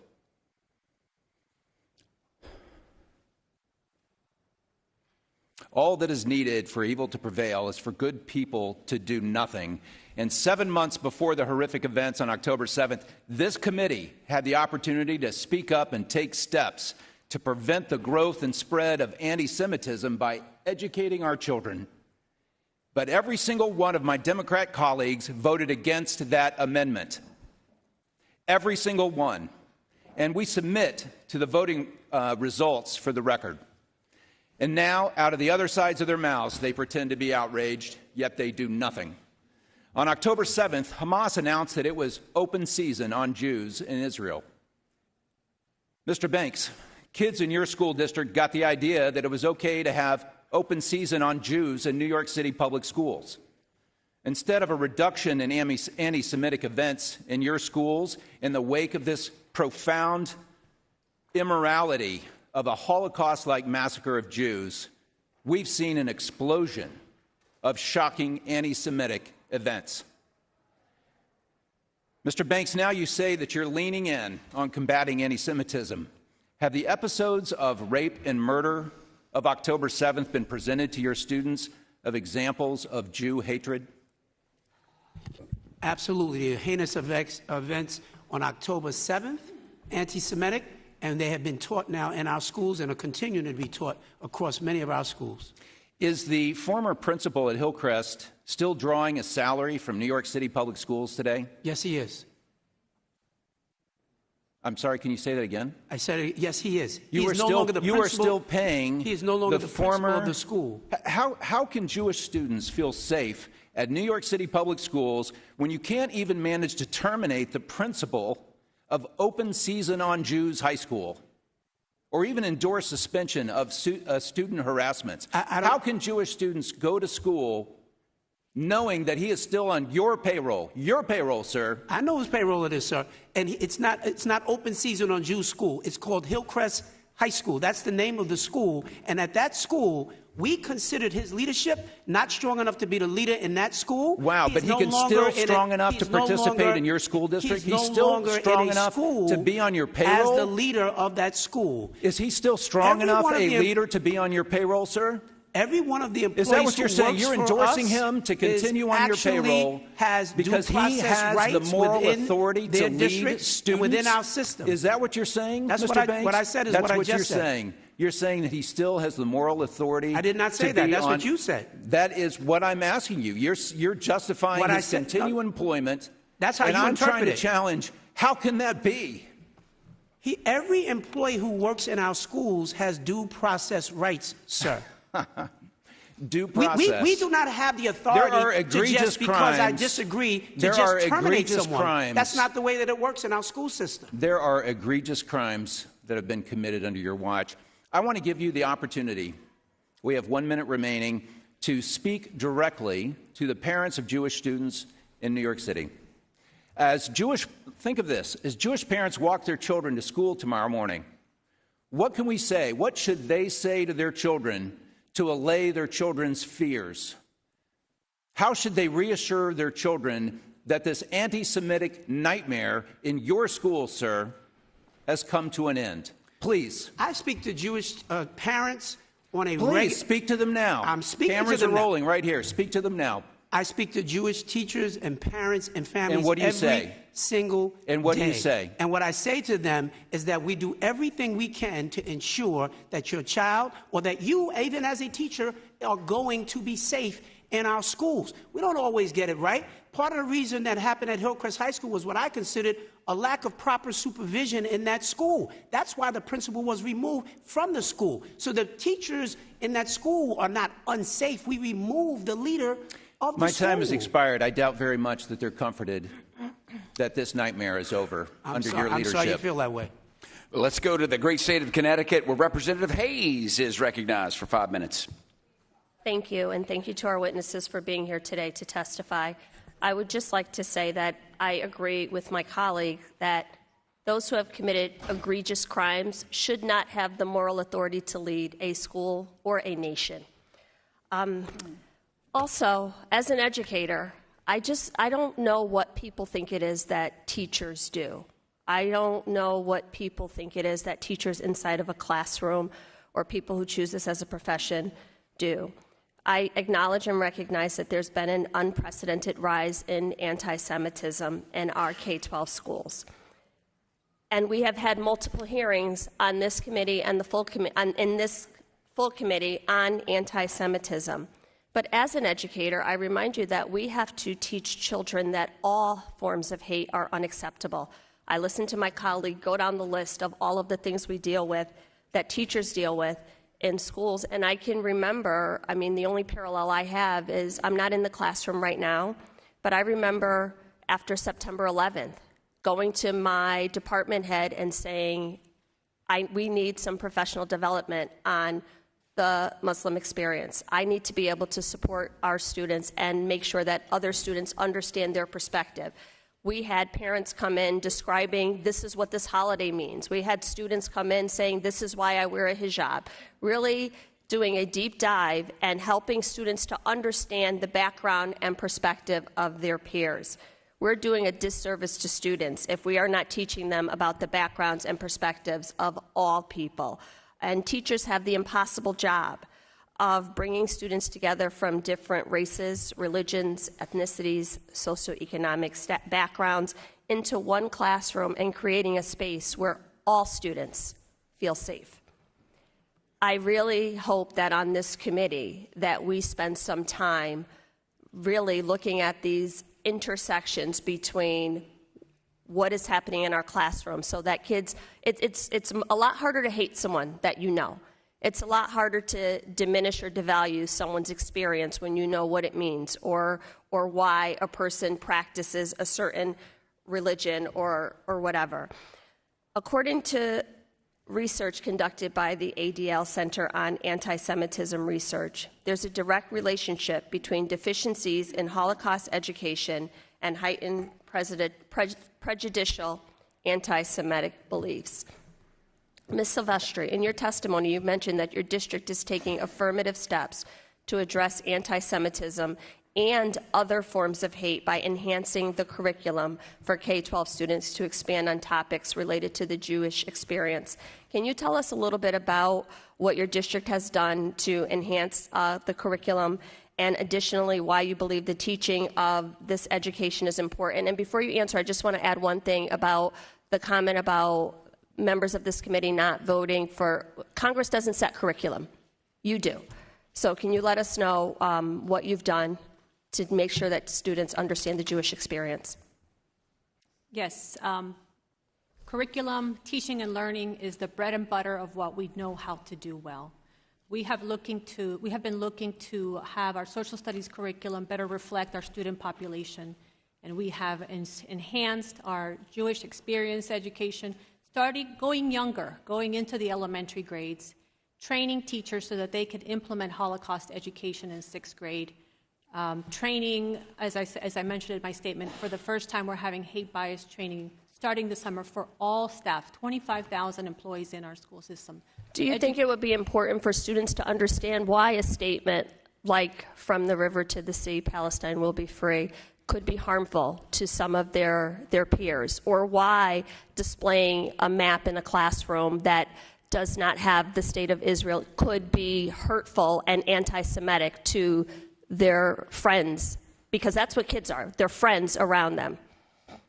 Absolutely, Congresswoman. That is our role, is to educate them on the history so that they can understand why our Jewish students might find that phrase is anti-Semitic. Thank you. Ms. Ford Morthel, it wasn't your testimony, it was actually Mr. Banks' testimony where he talked about we can't suspend or expel our way out of this problem. Can you talk to us about some of the direct actions that you've taken when these things do occur? Because it has been my experience as an educator that oftentimes young people repeat what they've heard from other people at home and really don't understand the consequences or the history behind what they're saying or doing. Yes, thank you for the opportunity to respond. So I appreciate you saying that. First and foremost, we do believe our role is to educate, and so we engage our students in conversation. We want to make sure that our babies can actually evaluate and reflect on their actions and their words, to think about their intent and also to think about the impact. So conversations is a tool that we use as educators a lot. We also believe in restorative conversations so that students sit with their peers who they've hurt or caused harm to hear from them and their perspective about what happened and why it was hurtful. All of these are efforts to, again, change and redirect and correct behavior. And then, of course, education. We talk to students about history, about how and why, for example, the term that you just used might be hurtful to other students when they hear it. And again, that's what we believe is really the way to change behaviors for the long run, not a short-term solution, but one that could actually keep and stay with them as they get older. Thank you very much. The gentlelady's time has expired. Let's go to the great state of New York again, where Representative Stefanik is recognized for 5 minutes. Thank you very much, Mr. Chair. Mr. Banks, there's been many questions on Hillcrest, and I just want to make sure it's very clear for the record. The principal of Hillcrest High School is still employed by the Department of Education, correct? Correct. And what is his role? He's serving in a role working on one of the teams under one of our deputy chancellors. I am told that he's director of teacher development and evaluation. Is that accurate? That I don't know his official title right here. I'd have to double check that. That's concerning to me that you have him in a senior position. And what's very concerning about these hearings is that we're getting lip service, but a lack of enforcement, a lack of accountability. And these rules and policies matter, whether it's teachers, administrators, or students violating the rules. I want to switch to Origins High School. In October, 40 to 50 students marched through Origins High School chanting "Death to Israel" and "Kill the Jews." In addition, an independent investigation found that a teacher who teaches global history was told by a student, quote, "I wish you were killed."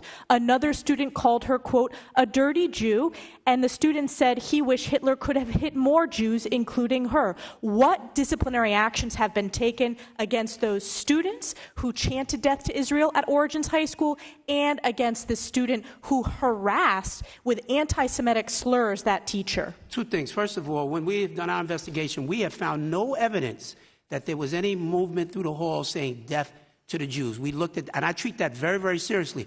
That was reported in the papers. We have found no evidence that that actually happened. What we have found are a wide range, deeply troubling anti-Semitic things that have happened at Origins High School. This is the one case that has troubled me the most, Congresswoman. I will tell you that. So what are the enforcement actions? I'm trying to tell you. We have in fact suspended a number of students at that school, but currently this case now is under litigation, and I'm being advised not to speak to the specific things that have happened there, but just know that I visited that school after these allegations have come up. I met with parents, families, staff, students. I'm deeply troubled by what has happened there, and we're going to get to the bottom of it. I can't say more because it is now under litigation. You understand our concern, though, as policymakers, when we have witnesses testify, whether it's Columbia University, Penn, Harvard, or New York City Chancellor, when there is a lack of enforcement and accountability, that there is a set of rules, but that individuals who violate those rules are not held accountable. We've held a lot of people accountable. That was part. You weren't here when I gave my opening statement. But you didn't. You said you fired the principal, and it turns out the former principal. I never said I fired the principal. You did. A member. You can check the testimony. Ms. McLean asked, you fired her. You said yes. Fired the principal of who? Hillcrest. I never said I fired the principal of Hill. You check the record. I never said that. I will check the record. I will check the record. Mr. Banks, Never said I fired the principal. She said, has he been fired? You said yes, and then we moved on. I did not say that. You did? Well, you said he was removed. I would removed. beg to differ on that. We now know, though, that he is still employed by the Department of Education. He is no longer at the school. He's been but he is employed by the Department of Education as the principal of the school. And now That's he is not the same thing as terminated. At the Department of Education. You testified to that. Yes. And you also said, I believe, we've been told he's Director of Teacher Development and Evaluation, and you're not sure if that's the case. Our expectation is we'll get an answer by the end of today, whether that's the case or not. Absolutely. My next question is, there have been multiple teacher-led anti-Israel walkouts during school time. What are the consequences for those teacher walkouts, and do those violate policy of DOE? I'm not sure what teacher walkouts. We've had a number of walkouts of students out of school, including several of our high schools, which are also very troubling for me. So what disciplinary action is taken in that case? Right. The challenge that we have in that case is we do not have any rules within our code of conduct that would prevent a child from actually walking out of the school. When they walk out of the school, they are marked absent. They're essentially cutting from school. There are consequences for cutting school. And it's your testimony today that there's no teacher involvement in those walkouts? Because independent media reports say that there is teacher involvement in those walkouts. I don't have any evidence of that. We have evidence of one where the principal assigned a teacher to go with a student to a protest, completely inappropriate. That principal was disciplined, the teacher was disciplined in that particular case. What was the form of the discipline? I'm not at liberty to tell you. It's very specific. They were not fired, but we have a wide range of discipline that takes place in those cases, and we did take action.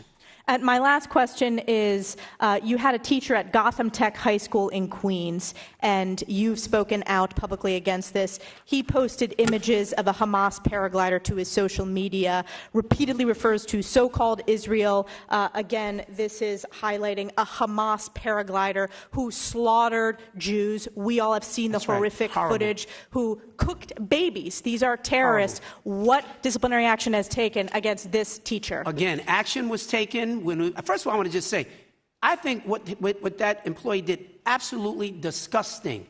Absolutely disgusting. What action? and we took action. What was the action? I cannot give you the specifics on the action that was taken. Yes, you can. You're in front of gentlelady's Congress. Tom What is has- the action? I cannot give you this on the specific employee, on this specific employee. You we can did- give The us an gentlelady's answer. time You're has choosing expired. not But we to. did That's not. unacceptable. Time has expired. Let's go to the great Commonwealth of Virginia. Representative Scott, you were very good. Let's go to the great state of North Carolina. Representative Manning, you are recognized. Thank you, Mr. Chair. I'd like to set the record straight. Mr. Williams' amendment that he mentioned followed the failure of every Republican on this committee to vote for my amendment to prohibit the banning of books on the Holocaust, which I offered because schools in many states are banning books like The Diary of Anne Frank, which is an incredible tool for teaching students about the perils of discrimination. So, Mr. Banks, I was pleased to hear that your schools are still teaching The Diary of Anne Frank. And Ms. Silvestre, I'm pleased to hear your description of the training your teachers are getting to infuse your K-12 schools with teaching about what anti-Semitism is and why it is so dangerous, not just to Jews, but to our whole society. Ms. Ford Morthel, can you talk about the resources you use to train your teachers about anti-Semitism? Yes, so we have a number of resources that we use in Berkeley. One, first and foremost, just to unite us against hate. In November, we celebrate Unite Against Hate Month and Week, and have a number of resources that equipped our educators with facilitating conversations with our students about what hate is, what it looks like, and just the impacts of hate, and the fact that as Berkeley Unified, we stand firmly against hate. We also have a number of curriculums, our social-emotional learning curriculums for our students that talk about harassment and bullying, how to be an ally, and just how to be in community. Our upper grades, particularly our 10th grade educators do have curriculum on the Holocaust, but to the point of a previous congressman, that is not the beginning or the end of the story of Jewish peoples. And so we also integrate curriculum throughout our grade levels with texts and readings about the richness of the Jewish heritage and Jewish culture in our schools. And then generally just want to make sure that our teachers' pedagogy, their approach to teaching, is really about centering diverse ideas and needs of the students and bringing those ideas to the center so that they can engage in those critical conversations and come to truths and understanding on their own. Thank you. Let me suggest the U.S. Holocaust Memorial Museum has many readily available resources to teach about the Holocaust and the history of anti-Semitism. They are formulated specifically for K-12 classrooms. They are available online. They have courses your teachers can attend during the summer. It is a wonderful resource, and I highly recommend using the U.S. Holocaust Memorial Museum. In fact, I have introduced a bipartisan bill, the Countering Anti-Semitism Act, which includes in it opportunities and, frankly, obligations for schools across the country to work with the U.S. Holocaust Museum, teaching anti-Semitism, teaching what hate does to all of us. And I hope that all of my colleagues on this committee will co-sponsor my Countering Anti-Semitism Act. It is a bipartisan bill, and it's important that my colleagues on this committee do more than just talk before the cameras about anti-Semitism, but actually sign on to a bill like the Countering Anti-Semitism Act so that we can actually do something and build the structures to combat that. Now, an important pillar of the U.S. national strategy to combat anti-Semitism, which was issued for the first time ever by President Biden, an important issue of that is media literacy. We know that many students are exposed to harmful misinformation online every day by social media, which in many cases has inflamed tensions and led to anti-Semitic incidents. In fact, I recently viewed a video on TikTok that was probably the most horrifying thing I have heard, a young person talking about why it's appropriate to hate Jews. So I'd like to ask each of you, how are your schools teaching young people to check their sources, to be savvy, critical consumers of online content? Because that is one way that hate is being spread. And Mr. Banks, can I start with you? Yes, please. It's a very, very complicated issue. We actually have a social media policy. Every one of our schools gets a level of training in digital literacy so that they understand how to think critically through these issues. But that is easier said than done. What we are seeing in our schools, and in fact many of these cases of anti-Semitism, are a result of young people not fully developing their ability to process what they're seeing on social media and then emotionally responding to that in a way, particularly students of Muslim and Arabic background who are seeing horrific acts happening themselves and are responding to that. So it is a difficult, ongoing process. Ms. Silvestre, any thoughts? We only have in 13 seconds. It is my understanding that social media literacy is taught in our health curriculum and also just as a critical thinking strategy throughout all of our classes. Thank you. I would encourage all of you to do everything you can to figure out how we teach our students to be critical thinkers, and then maybe they will teach their parents how to be critical thinkers. Thank you so much for your testimony. I yield back. Thank you very much. Let's go to the great state of Michigan. Representative Wahlberg, you are recognized for 5 minutes. I thank the chairman and thank the panel for being here. I'm sorry I had to leave. I was speaking at a quick luncheon. I didn't get the lunch from a number of higher education institutions. An important time to speak to them as well. I wasn't here for the question I believe that my colleague, Representative Stefanik, asked about the principal at Hillcrest. We had checked ourselves after hearing your response, Mr. Banks, seeing some of the room shaking their head strongly that this person wasn't, as a principal, removed and didn't go on in the New York education system. We came to find information that this person went to the New York Department of Education. Am I correct on that? What's the question again? I'm not sure. That he's the principal that from Hillcrest that you said was removed, right, and didn't go in, wasn't just transferred to another school in the system, right. We wanted to check on that because I saw indications in this room that that wasn't the right answer. He went to the New York Department of Education, as I understand it? Well, all of our schools come under the Department of Education. I oversee the entire Department of Education. We have schools and then we have other administrative offices. Well, that concerns me that this guy is still in education in New York when he had an egregious response at Hillcrest. And so I just wanted to make that clear and make sure I understood it as well. He was removed from the school, but he is still in an But he's still in education in New York. Yes. And that worries me. I understand. Following the attack on Israel on October 7th, our nation's institutions of higher education have been rocked by anti-Semitic protests, as we're talking about, and direct harassment of Jewish students. And while a critical eye must be placed on the teachings and policies at these institutions, we can't overlook our K-12 system. And so thanks for holding this hearing today. In fact, we know that the teachers that have been trained in our higher education institutions to being change agents in the world are in our K-12 systems, and they have been for years been trained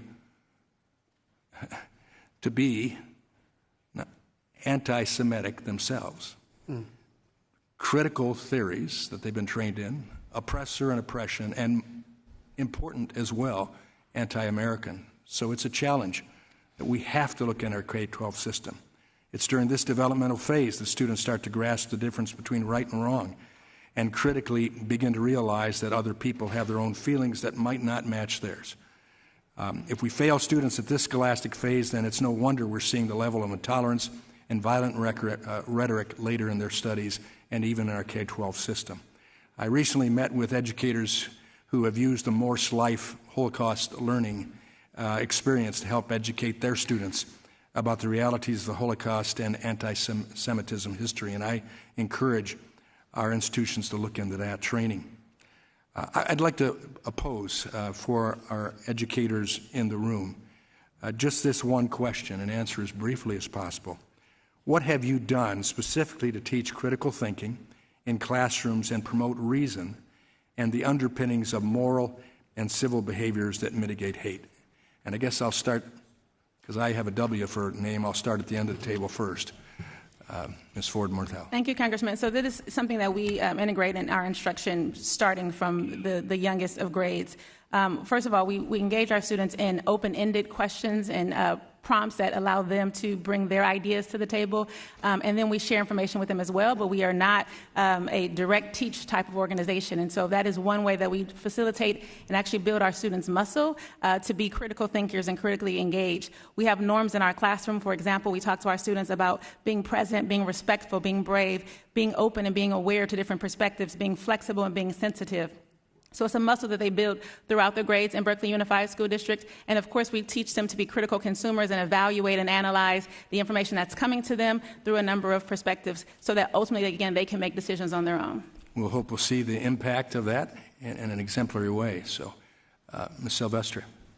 Yeah, similarly, I'm not a teacher or principal or superintendent myself. As a school board member, it's my understanding that we followed the Maryland State curriculum, the Maryland State standards. We have a comprehensive curriculum that integrates critical thinking throughout, offering multiple perspectives so that students can see history and facts through different perspectives. That's my understanding, sir. Mr. Banks. First of all, critical thinking starts with learning how to read. And we have leaned into a very significant way with our NYC Reads and making sure that all kids are on grade level. Beyond that, we have a wide range of things from Socratic method to project-based learning, all of that. And finally, I would also like to say, sir, that I would be careful to casting aspersions on an entire system. We have some teachers who have had some of these challenges, but we've had members of Congress who've made anti-Semitic statements, and I certainly would not cast aspersions on this entire institution. Similarly, I would stand in defense of New York City educators as well.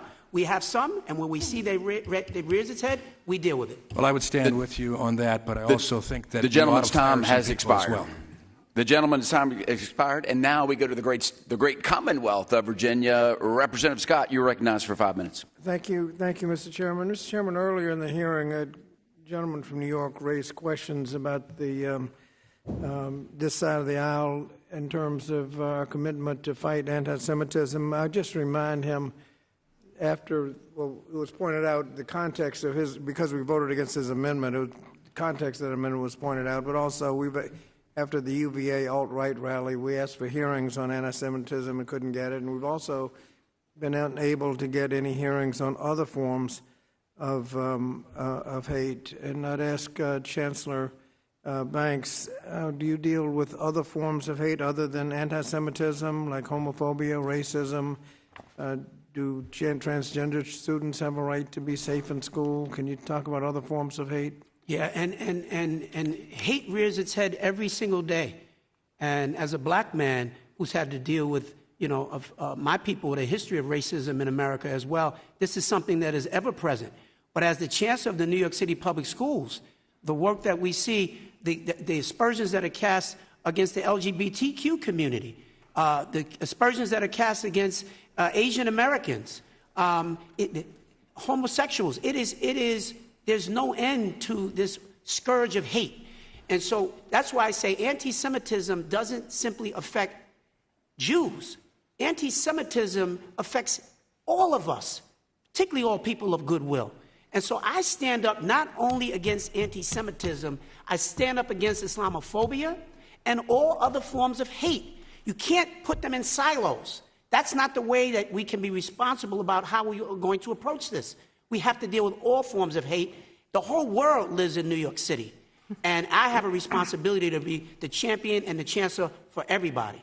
Well, thank you. And just as an aside, is it your practice to determine facts and sanctions based on media reports or due process? Is that for me? That's for you. We are responsible. Just because something was written on the front page of a tabloid doesn't make it true. And so we have to investigate. We do that responsibly, and then we move appropriately to deal with those situations on a case-by-case basis. And you indicated that you can't discipline yourself out of the problem. What did you mean? Could you say a little bit more about that?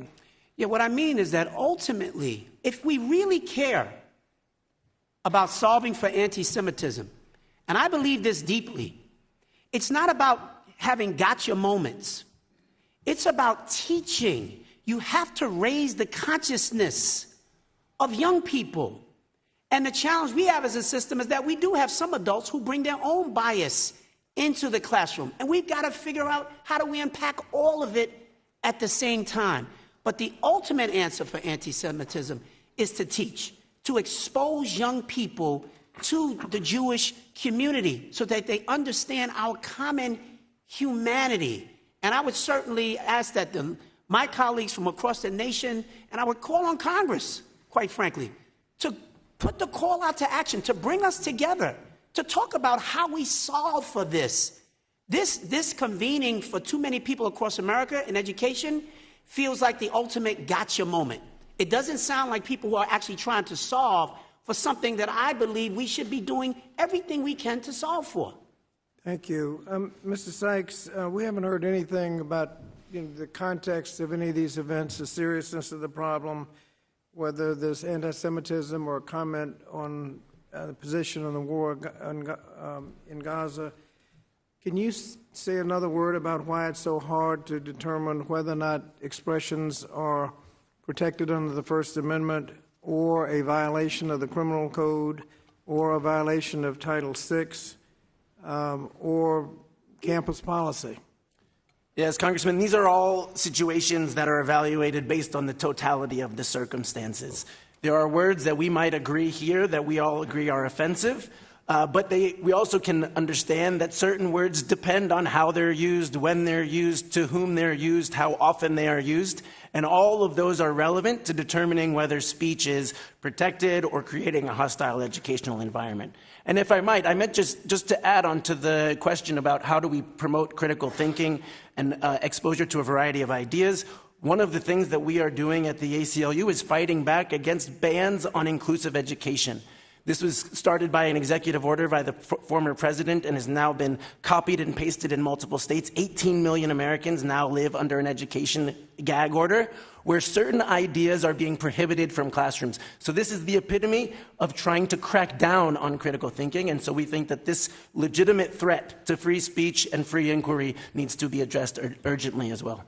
Thank you. Thank you very much. Thank you, Representative Scott. Let's go to North Carolina, where the chair of Education and Workforce Committee is Dr. Virginia Fox, is recognized for 5 minutes. Dr. Fox. Thank you, Mr. Chairman, and I want to thank our witnesses for being here today. I'm going to ask Ms. Silvestre to pull her mic a little closer to her mouth so I was having trouble hearing you before. President Silvestre, you said in your opening statement, quote, "Our policy is to initiate an investigation each time the school system receives a complaint or we witness particular anti-Semitic, hate-filled, or racist language or actions.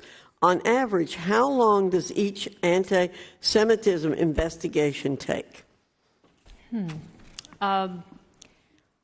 I don't have an exact number of weeks that it takes, but I believe that we do a very thorough job, so we take as long as is needed to investigate. Okay. Are the victims always notified of the results? The victims are notified that an action has been taken, but not specifics of what the consequence was doled out. Will you pledge to notify people when you have done the investigation? We are working on improving our communication so that the victims have more information about what the outcome has been. Okay, working on it. Okay. Ms. Superintendent Ford Morthel, you said in your submitted testimony that you were, quote, excited, end quote, about California's new ethnic studies law.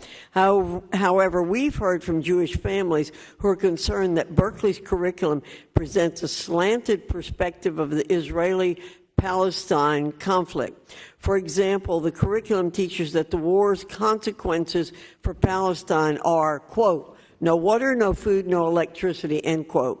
Whereas the consequences for Israel are, quote, ceremonies put on hold, travel advisories in place, and cities shut down. Do you think that's a fair representation of the Israeli-Palestine conflict? I do not think that's a fair representation. Have you consulted with Jewish groups in considering how you will teach ethnic studies? So, Councilwoman, Congresswoman, I want to distinguish the lessons that I believe you're speaking about in our ethnic studies curriculum. The lessons that you're speaking about was a lesson set that was created in response to a lot of curiosity, a lot of questions, and quite frankly, a lot of confusion from many of our students wanting to know what was going on. And so we had a group of history teachers and social studies teachers and ethnic studies teachers create a lesson set in response to that. That is distinguished from Berkeley's ethnic studies curriculum. Thank you. Mr. Banks, We've talked about the map that was posted in a school, the Arab Cultural Arts program at the school, where the map has been funded by the Qatar Foundation, a nonprofit owned by the country's ruling family. The Free Press has found that QFI donated over $1 million to the New York Department of Education from 2019 to 2022 for materials such as this map. You understand the map? You know the map I'm talking about, where Israel does not exist. Yes. Okay. Does your office vet the materials purchased by these funds for anti-Semitism? If not, will you commit to establishing vigorous vetting to ensure that foreign entities unfriendly to Israel are not stocking your classrooms with anti-Semitic content? Yes, and we do vet the materials. That map was not a result of the Qatar Foundation. That individual teacher bought that map on her own with her own resources when she was in Jerusalem. That is what she told us. So it was not part of the resources that came from the Qatar Foundation. But we do vet all the other materials and resources that come into our schools, and that foundation has had no impact. They write the check. They've had no impact on the curriculum that's been developed and how it's been implemented. So individual teachers are allowed to bring in materials that may be very anti-Semitic. Are you going to vet those materials? Absolutely. And as we hear about those cases, in New York City, we have 77,000 teachers. And so, this is not Mayberry, it's New York City. It is a very large system, and it's difficult for me as the chancellor to say, any individual map that's up on a wall in any particular classroom, I'm already aware of it. But we make sure that the principals of those schools, they're supposed to provide that level of supervision. I have one more quick question for you, Mr. Banks. Do other countries donate significant sums to New York City public schools? I do not have, I would have to get back to you on that. I do not have any evidence in front of me now that we have any other foreign governments which are supporting other programs in our schools. But I don't want to misrepresent here. We can certainly get you the answer for that by the end of the day. Well, we'd be happy if you would follow up with an answer on that. Absolutely. Thank you, Mr. Chairman. I yield back. Thank you. And Mr. Banks, we would all like to see that answer. Yes.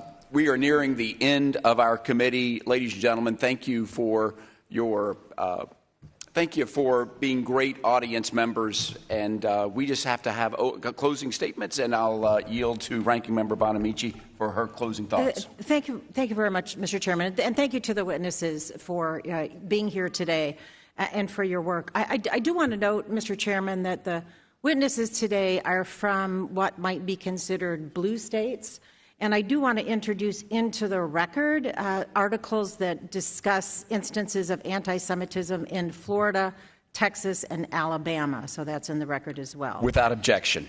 And Mr. Chairman, as I said, I was hoping this could be a constructive conversation during which we would work together on finding the most effective way to address and prevent anti-Semitism in schools. Sadly, tasks like this are made more difficult because we are in an era of deep division. A time when too often dialogue about tough issues is confrontational, if it happens at all, and a time when, it pains me to say this, but it's relevant, the top Republican running for President of the United States has engaged not only in anti-Semitic tropes, but also in divisive, degrading, and disparaging language, including mocking a reporter with a disability, calling American troops cowards if they were captured, ignoring the rule of law, threatening to have people shot by police for a shoplifting or a minor crime, bragging about groping stars, and making so many countless and demeaning comments about women that it's impossible to count them.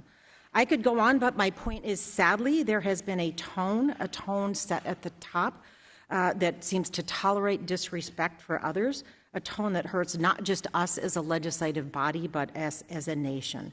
So I'll say it again. It is my hope that this committee will set aside differences and work on, in good faith, on how we can best address and prevent anti-Semitism in our schools, in our country, as well as other hate speech. Thank you, Mr. Chairman. I look forward to continuing the conversation, and I yield back. Ranking Member Bonamici, thank you so much. I would say it's been an excellent meeting. I would say when I met each of you, just for that brief moment before we start, I regret, Mr. Sykes, you were running in and we're all just racing in Congress. said our mission was to have an open and honest conversation. I think we delivered that. And if we're going to solve the problems that we've identified today, it starts with recognizing that it's happening and that we need to do more. I think we're reminded of the most precious asset that's under each of your purview, and that's the next generation, these young kids. Some have described them as with minds full of mush that you help form into shapes and critical thinking. And we know that any seeds of hatred or anti-Semitism that's planted there without weeding it and without shaping it can grow. And we can look at the video screens of what it can become if not left unchecked. Mr. Sykes, I'm very aware of your presence here today with the ACLU is a reminder that we are a country built on free speech. But free speech doesn't include death to Jews or some of the other vile slogans that we've heard. I'm aware of that. But it's so hard to be a kid in today's society. There's pressures. I'm a kid of the 70s and 80s, and it's hard to imagine growing up now with social media and the other pressures of being a kid today. We shouldn't have to worry. They shouldn't have to worry about getting beat up or whatever just for their religion. And so we're better than this. So, Mr. Banks, when we met in the hallway, you said, we've got work to do. And indeed we do. And hopefully it's not only a wake-up call for your school districts, but to everybody that's watching across America. It's 2024. 2024. There's no place for this at all in America. America's the last great hope where we can all hopefully get along, and we're not proving it very well. So I think the lesson, too, is no matter how small, and Ms. Ford Morthel, you said something, too, no matter how small the incident, it needs to be investigated, and people need to be held to standards. There needs to be consequences for crossing that line. We're holding all of you because you hold our most precious asset, our kids. And so with that, to the kids and the parents and the teachers that I met with earlier, and that many of us did, we stand with you, and we will not cease shining the light and holding everybody accountable, because as a nation, we are better than this, and we all have a role to play. So our work begins today going forward. To the witnesses, thank you for coming forward, for your frank discussion, and for your commitment going forward that we all can live in a safe society without hatred and the fear of violence against us. And without objection, there being no further business, the subcommittee stands, and this hearing is now adjourned.